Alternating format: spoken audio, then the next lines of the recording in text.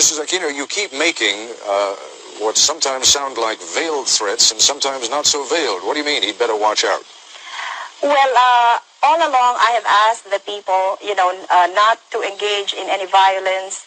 And so far they have listened to me. And if you may recall, just after my husband was assassinated, I did go on radio in our country, and I asked the people, to observe peaceful means and not to resort to violence, and they did obey me. But this time, they have a greater stake in this. It's not just Cory Aquino, but the future of our children and our children's children.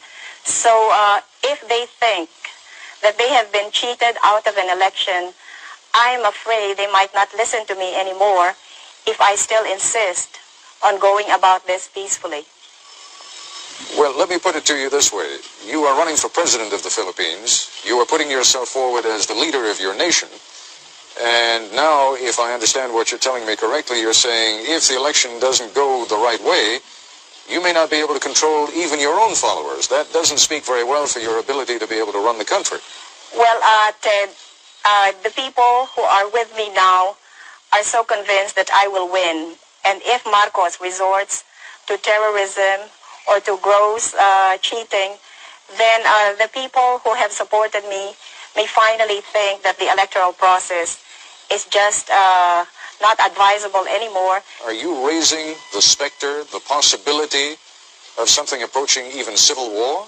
No, not civil war, as long as I can manage it. In fact, I have said that if Mr. Marcos cheats me out of this election, then I will call for daily demonstrations.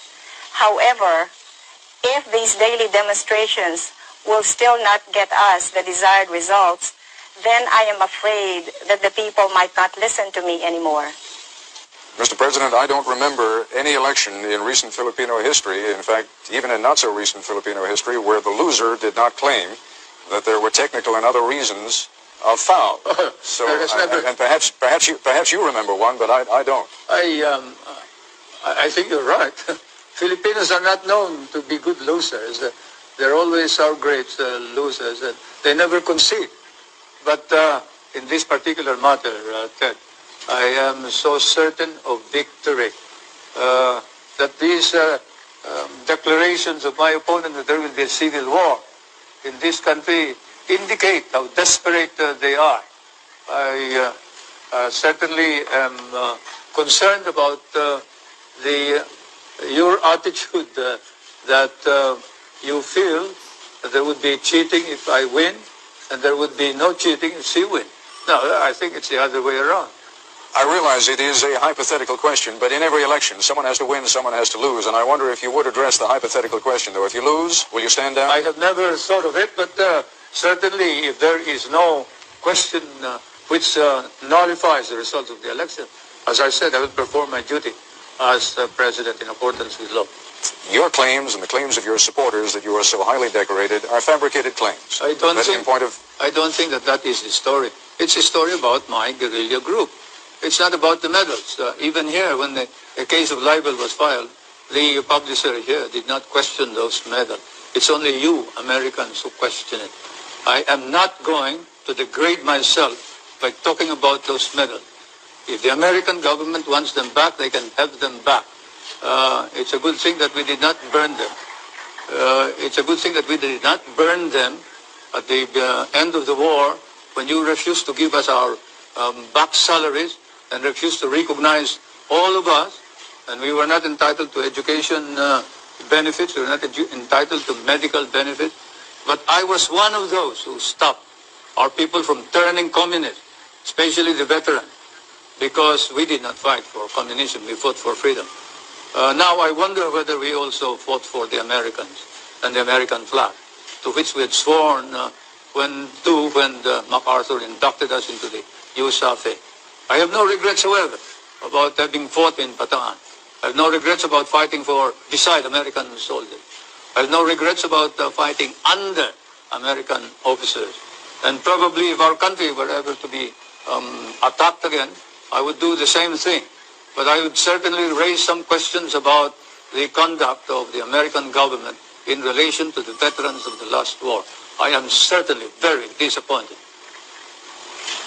Mr. President, the question is not raised about the courage of Filipinos who fought against the Japanese during the Second World War. But the question, as you know, and you know this is not something I'm making up, you have seen those newspaper articles yourself and you have seen some of the documents, suggests that the guerrilla group that you claim to have led, in fact, either did not exist at all or was just a tiny group that played no major role. Then why is it recognized by the intelligence officer of General MacArthur in a paper which is certified too by the head of the archives of the United States? Now look, I don't want to talk about this anymore. If you do, I'm going to walk out. You've had some rather disparaging remarks to make about Mrs. Aquino, not the least of them being that, in effect, she has experience as a housewife, but little else. Do you think she has gained in stature over the last few weeks? And do you think it is possible that if she is elected, that she could serve effectively as President of the Philippines? I still believe that you need somebody who has been experienced to run our government in this time of crisis.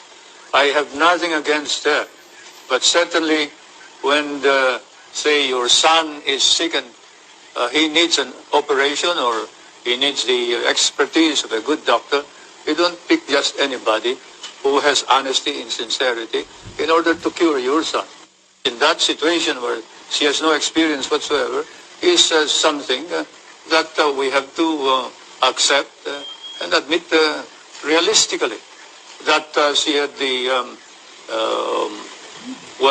nerve to run without any experience whatsoever, as she admitted, and it's not me who has said that she is inexperienced, it is her who said, what do I know about running a government? And as an ordinary citizen, I would cry out immediately against anybody who says that being given the presidency. But as President of the Republic, I think it's my duty to call attention to this danger.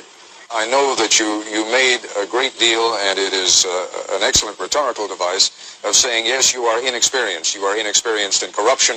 You are inexperienced in crime. You are inexperienced in dictatorship. But let's be candid about it. You are also inexperienced in leadership. Now, there is a difference even between running a campaign as the widow of a martyred and beloved leader and running a country that is, as you yourself have pointed out, in a great deal of trouble.